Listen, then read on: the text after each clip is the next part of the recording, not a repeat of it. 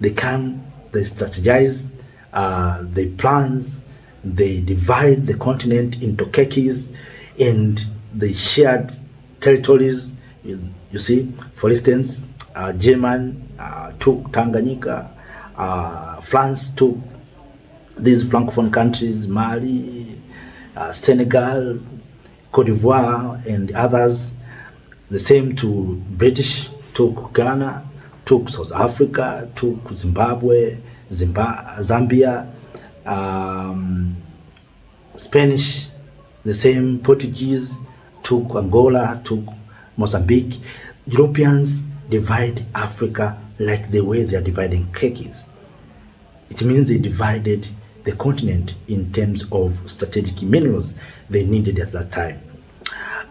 Then Africans, after getting our independence, this political independence, many of us, we went to school, we learned history, we understand many things, but we learn nothing. We cannot, of course, what we are doing right now, we are copying dressing styles of Western people. We are copying the way Europeans are dressing. We are copying the way Europeans are eating. We use spoons and such kind of stuffs, knives, but we cannot copy the way Europeans divided Africa. So we cannot undo those stuffs. Instead of copying those things, why don't we copy the Berlin Conference? That these people came together, divided the continent of Africa. Why don't we Africans, even we black people, call our own meeting, wherever in Addis Ababa or in Kampala, Uganda, or in Dar es Salaam, Tanzania, wherever, any place in Kigali, Rwanda, or Gadugu in Burkina Faso, or Pretoria in South Africa, or we can go to Abuja in Nigeria, where we are going to strategize maybe 100 years to come, that we want a united Africa. We were once, but these people, when they sat down in Berlin, they divided us. Why don't our leaders undo these things? What you see today, this conflict in Rwanda, Burundi, wherever you call, South Africa, this tension is because of this division. And all of us, we know that the situation in Democratic Republic of Congo caused by Berlin Conference. Let me ask one thing. All of us, we saw on television mercenaries, European mercenaries who were fighting in Democratic Republic of Congo. But I didn't hear anyone talking about these mercenaries. But people who were busy talking about Kagame, talking about Rwanda, talking about South Africa fighting with Kagame. But how these mercenaries came to Democratic Republic of Congo? How and who hired them? As Mamalikana said, we must find where these guns are coming from. If mercenaries can come from Europe and entering Democratic Republic of Congo, fighting without being recognized by African Union, African Union, or SADC, or East African Community, are we safe? Can we come here and blame Kagame? I think Africans, we need to change the way of thinking. Maybe Kagame has his own problem, like other human being has. But we cannot sit down here and blame Mr. Kagame. Let us blame ourselves first, that we have left Congo in the hands of others. Just imagine if Africa is so united. Today we have a united Africa. We can solve these challenges in Democratic Republic of Congo. We have left Congolese themselves. You know, Kagame, sometimes even yourself, just imagine you are Mr. Kagame, and you see people coming from Europe, taking minerals, taking resources. What can you do? And if you try to stop them, people are coming to you. They're saying you're a dictator, you don't behave on human rights. What can you do? When you tell Africans to come together, they are not ready. What can you do in situations like such as that?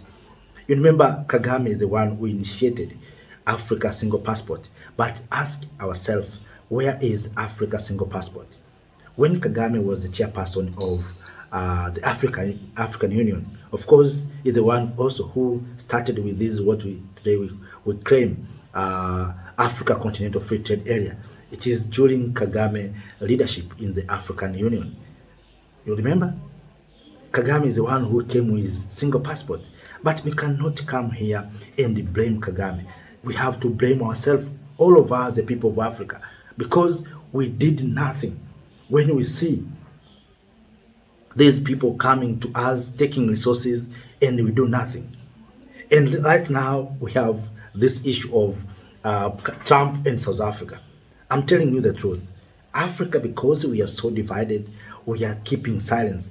You don't heard South African Union releasing a statement toward President Trump that you are being misinformed. What's wrong for us to speak the truth that Mr. Trump, you are being informed about South Africa? In South Africa, there's no white genocide. People in South Africa, white people, are not treated badly the way you have been told. Those are just lies. But we are keeping silence. We are waiting to see how Trump is going to fight or to react to South Africa or to put sanctions. Of course, we have heard about the issue of cutting aid and other stuff like that to South Africa. You heard the story of Malema being called an international criminal. We don't heard anyone talking about these issues.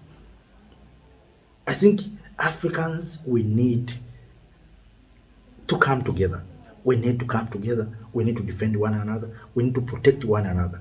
The problem that we have, first of all, we lack information. We lack the truth.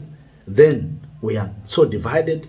And through this division, we lack information. Because if we can come together, we can share a common understanding. Because we are so divided, we can't share a common understanding. And that's where the problem is. So, my dear lovely Africans, I think the time has come for Africa to come together, to unite. We have good people, we have intelligent people who can lead us properly. We have Captain Ibrahim Traore. He is an intelligent young people in this continent. But I know that some people, leaders, and Africans who are not recognizing Mr. Traore because he's a soldier. He came to power through military coup. They have been told by the Western power that, you need to be voted by someone. But the people of Africa are not interested with votes. The people of Africa are interested with someone who can protect their resources, the one who can give them opportunities, the way Captain Ibrahim Traore is doing. So, my dear lovely Africans, let us not misspeak for too long, but the aim is to share with you my thought on the issue of what is going on right now in Democratic Republic of Congo. And of course, to encourage one another that we, the people of Africa, we are the ones who are responsible for peace, for prosperity in our beautiful continent, Africa. So the issue of Democratic Republic of Congo can be solved if all of us, the people of Africa, we can decide to come together. We cannot come and lament, blame one person without bringing solutions.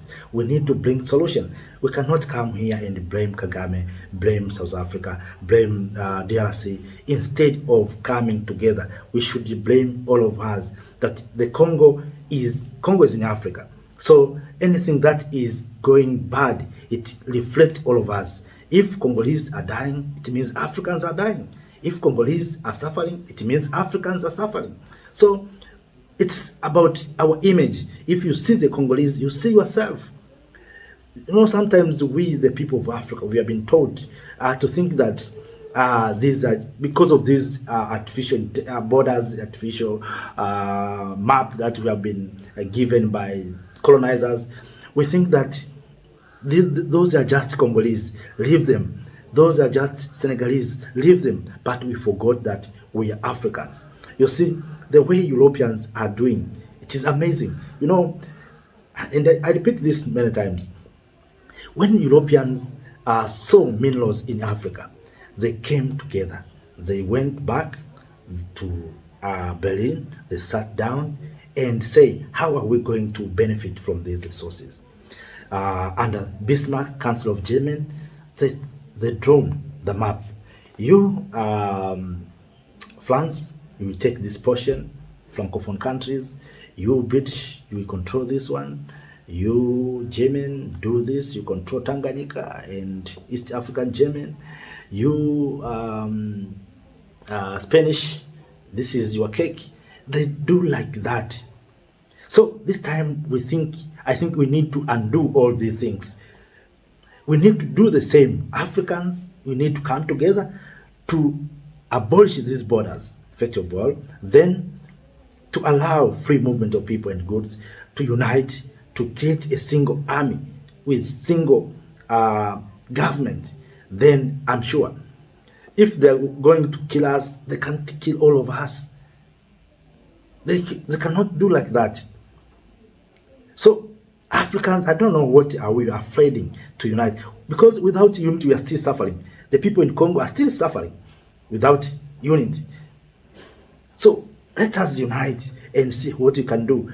You know, sometimes we come on place like this, we say, you know, we are pan-Africanist, you know, we love Africa, you know, we want Africa to prosper, but our action don't reflect what we are talking.